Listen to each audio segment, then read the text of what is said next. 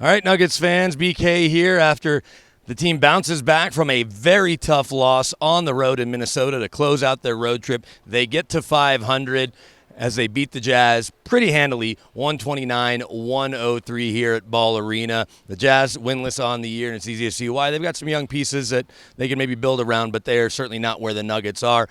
The Nuggets did a lot of things really well, and the starters obviously took care of business. When you look at what the second unit did, that was kind of the focal point of the night. When you get nearly 50 bench points, that means you can rest the starters who not only have a second back-to-back in less than a week, they're now going to play 4 more games in 7 nights starting Monday with the Raptors. So each quarter they were able to build on what they were doing, up 11 after 1. At the half, they were still up 11, and in the third is really where they stretched it out to 24 points, and then that bench unit able to maintain the lead and allow the starters to rest. So we'll hear what head coach Michael Malone had to say, who was certainly appreciative that his bench was able to come in, especially after kind of a tricky start to the second quarter. They played well to close out the first, but here's the head coach on how well his bench was able to play tonight. I felt like to close the first quarter, I thought they did a really good job. And to open that second quarter, obviously, it was a little bit of a struggle. And we allowed the Utah to get back into the game in the first 4 or 5 minutes of that second quarter. And that's just obviously, part of my responsibility to make sure I go back to them, help them, and look to see what we can do better. And obviously Russ, Julian, Hunter, Peyton, and DJ, I felt had great minutes in that second half to close the third and start the fourth. So I think, what did we score, 48 bench points tonight? That's a really productive night for that group. And then you look at the biggest player off the bench is a guy that they're going to rely on. It's worth just talking about three-point shooting as a whole. They were 16 of 32, 50%. If they're going to do that every night, even if they're not going to take as many threes as, say, a team like Boston does, if you're going to hit 50%, you're going to be in good shape, and they're doing it without Jamal Murray. But a big credit to MPJ, who got things going early, and we'll hear from MPJ in a second. But Julian Strawther comes off the bench, gives you 19 points, which was third only to MPJ's 20, and of course Joker, who finishes with another near triple-double, 27 points, 16 boards, 9 assists. He was really good from 3 as well, and it's also worth mentioning Joker 15 of 27. That's 55% if the math was right on that, and that actually doesn't even sound right as I'm saying it, but that's what my phone told me. Nonetheless, 15 of 27 on the year shooting from 3, really good. But let's look at Julian Strawther, who they are relying on to score off the bench and knock down threes, whether he's in there with Russell Westbrook, who's typically running that second unit.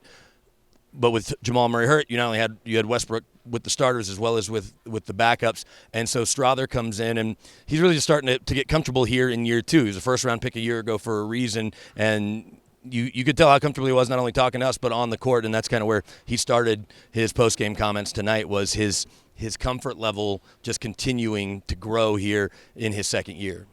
Oh, no, it meant a lot just to go out there and especially just have time and know that, we got a little bit more of a leash and we can play with each other and find out things about each other's games and just continue to find each other's spots and, just how we want to operate. So I feel like tonight was a good step in the right direction.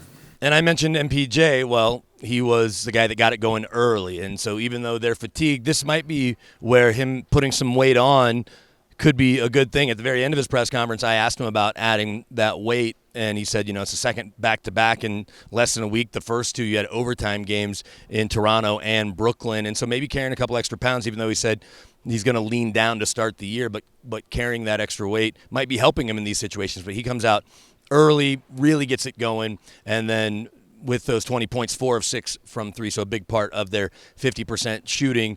And when you know that they need that from him, he's ready to deliver, especially with Jamal out and concussion protocol. And that's where MPJ began his post-game comments, talking about getting the offense going early. Maybe I got to be a little bit more aggressive. They should have kept trying to find me.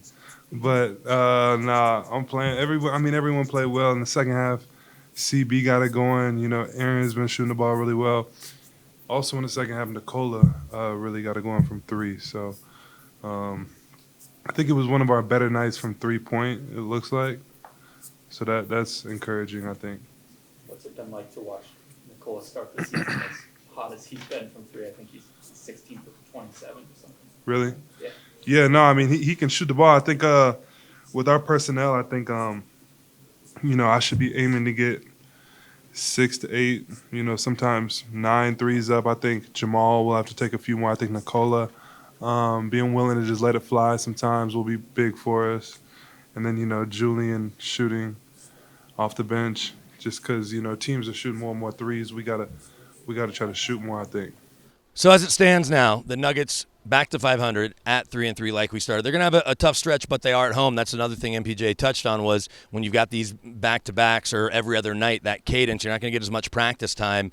But when you're at home, that's different. Even when you have back-to-backs, it's harder when you have to go city to city, which is what they had to do here. Now they're not going to have back-to-backs, but you're going to get Toronto Monday, OKC Wednesday, a finals rematch from 2 years ago with the Heat on Friday, and then Luka and the Dallas Mavs on Sunday. So you're going to be going back to back to back every other night here at Ball Arena with the Nuggets, playing some good teams, but they also, in a world where you want to shorten up the amount of time, you've got guys in the gym or you've got them working on the game plan. They're playing a team that they played exactly a week ago, Monday to Monday with the Raptors, and then they open with the Thunder. As MPJ noted, they are undefeated, but your scouting report is kind of the same. You're playing teams that you've already gotten ready for, so you don't have to spend as much time in your preparation. You go back to this year's game film as opposed to last year's. But as it stands, the Nuggets with a nice start to this 5-game homestand. Again, 129-103. They will be back at it Monday night, and of course we will have you